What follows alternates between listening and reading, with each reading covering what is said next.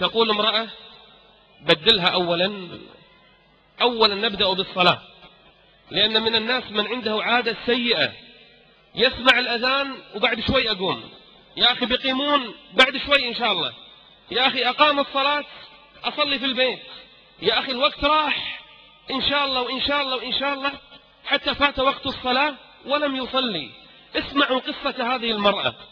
تقول كنت في المستشفى، تقول بعد أن خرجت من مريضي رأيت امرأة تبكي في الغرفة المجاورة، جئتها أخفف عليها، قلت لها ما بك تبكين؟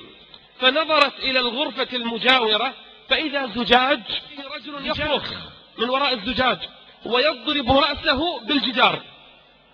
تقول فخفت من المنظر، رجل يصيح ويطق رأسه بالطوفة، والمرأة طالعة من الغرفة مو قادرة تتحمل المنظر وجالسة تبكي. قلت لها ايش فيه؟ ايش صاير؟ قالت لي هذا زوجي. قلت لها وما شأن الزوج؟ ايش فيه؟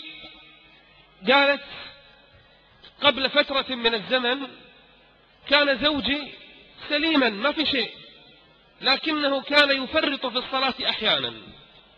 في يوم من الأيام تغدى وبعد الغداء كان جالس، قلت له يا فلان يا أبو فلان ترى أذن.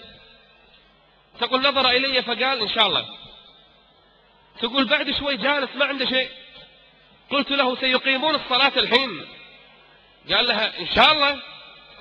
قلت لك إن شاء الله راح أقوم. تقول سكت، ولما أقيمت الصلاة قلت له يا فلان الناس يصلون في المسجد. تقول صرخ علي وقال لي ما راح أصليش عندك صلاة ما نبي نصلي. تقول فسكت خفت منه. تقول وقلبي يتقطع ندما، زوجي ما يبي يصلي. تقول فقام من مجلسه، قام يروح الغرفة. تقول فما إن قام إلا وسقط على الأرض. تقول صرخت، قمت إليه فإذا هو مصروع، صرع لأول مرة في حياته يصرع. قبل شوي قال ما بي أصلي. تقول ما من شيخ إلا وقرع عليه، كل فترة يصرع ومن شدة الألم في رأسه يضرب رأسه بالجدار. تقول حتى اكتشف الأطباء فيه مرضا نادرا حتى المسكنات لا تنفعه، وكل ساعة ساعتين يصرع، فإذا صرع لا ينفعه إلا أن يضرب رأسه بالجدار.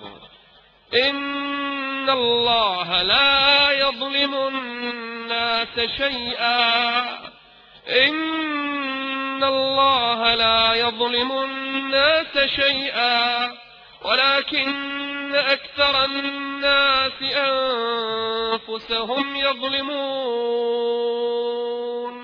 هذا الذي فرط في الصلاة، هذا الذي يؤخر الصلاة. إلى متى يا أخي؟ بدلها، لا تقل عادة فيني، ما في شيء اسمه عادة فيني.